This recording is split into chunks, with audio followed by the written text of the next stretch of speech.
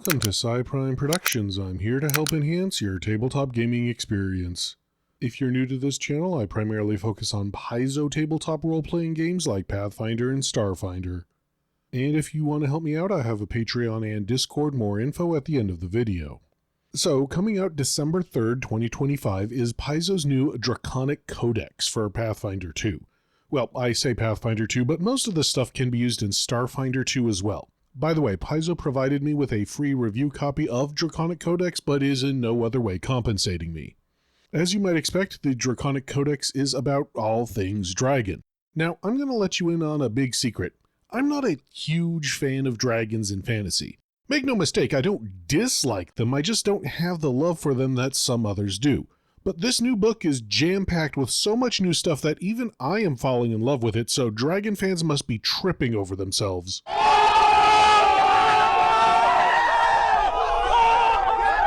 Now, there's a ton of stuff in this book, and I will not be able to cover it all, so I'm just going to hit the highlights. But before I get started, I need to remind everyone that ever since Pathfinder 2's remaster project, there are 4 types of dragons, one for each tradition of magic. This is because dragons are inherently tied to some form of magic. So there are arcane dragons, divine dragons, so on and so forth. You get the idea. So the first section of this book talks about dragon basics, including their biology and the 4 types of dragons. An interesting read if you're into that sort of thing, but I think we're all here for the new stuff. The next section is about dragon gods. Now, 2 of these gods, Apsu and Dahak, are reprints, as they are the baseline Pathfinder dragon deities. However, the rest of these dragons are new-ish? A few are completely new, and a few have been mentioned before, but as far as I can tell, this is the first time that they have actual stat blocks. In particular, I'm a fan of Yaluma, who is the draconic god of self-acceptance and celebrating your victories as well as your defeats. Her favorite weapon is the claw, if you have one, or the kakara, which is one of my favorite Pathfinder weapons that I would love to see get more use. But I know why you're all here, the actual dragons.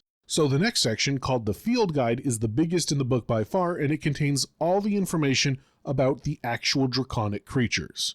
Now, the first part of the Field Guide is devoted to all of the Pathfinder 2 dragons that have been printed so far. That's 16 dragons that have shown up in either Monster Cores 1 and 2. Each section goes into detail describing that dragon, much more than the singular paragraph they got in previous books, and we also get new artwork, so it's pretty cool.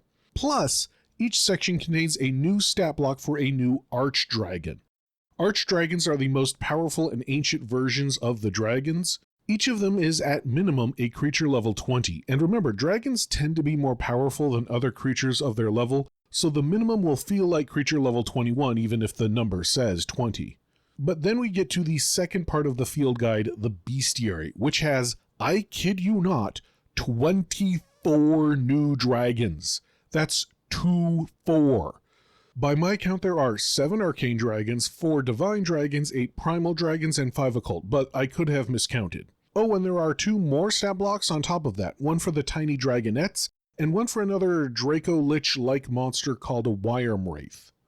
Now, obviously, I don't have time to go over every single dragon here, but I can make a few generalizations and then talk about a few of the dragons that stood out to me.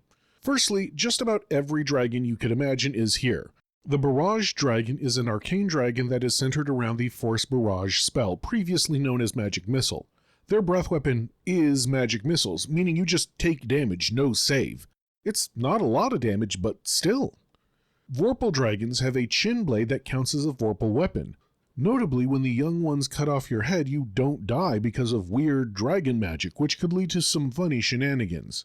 Sage dragons don't have a breath weapon so much as they just talk at you and you take mental damage. A lot of wacky stuff. I do want to say that if you were sad to see the old D&D style chromatic dragons gone, well, they are mostly back as of this book.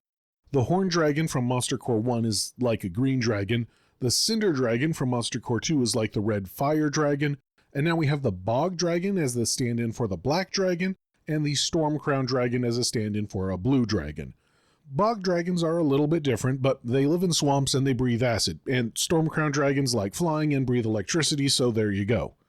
Oh, bog dragons do collect heroes and turn them into undead, and then force those heroes to recount their glory days whenever the dragon wants to hear a story.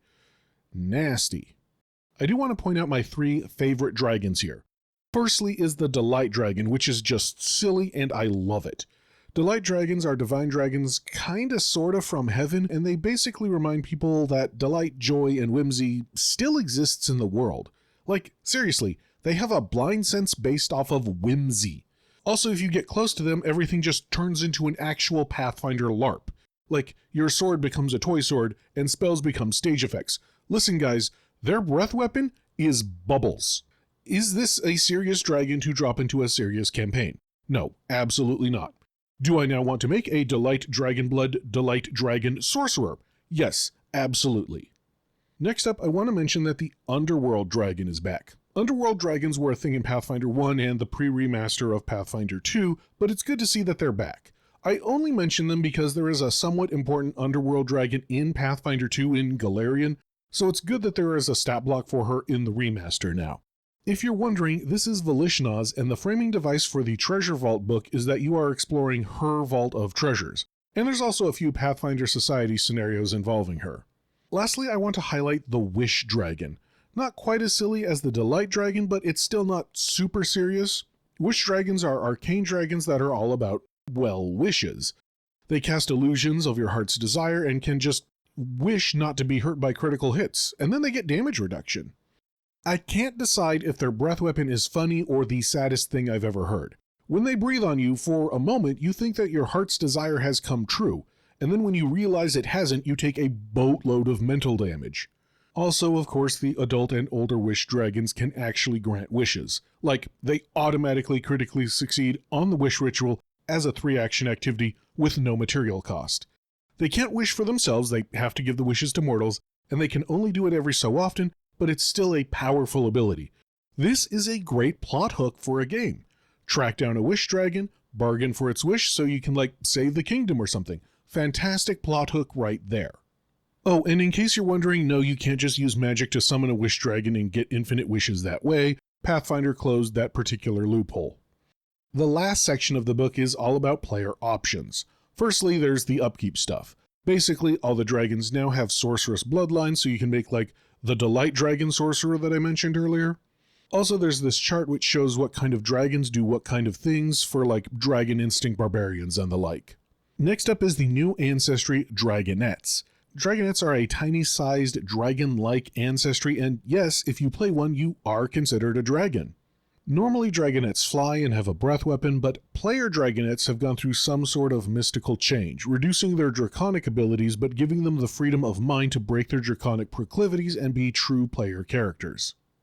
Dragonettes start play with a natural attack, dark vision, and while they can't fly, they can glide and not take falling damage. Interestingly, they get boosts to dexterity and charisma with a free boost, and a penalty to constitution, meaning that they have no strength penalty? Being a tiny creature, there is some special rules for them, like having to buy special weapons, which is explained here.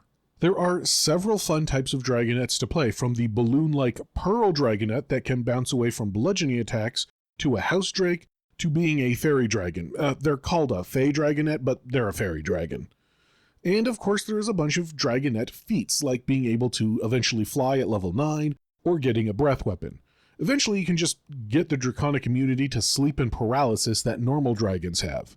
Next up in the player section are some new feats for kobolds who happen to have a draconic heritage. Remember, kobolds are no longer inherently draconic, but as eggs they can absorb draconic power to become dragon-ish?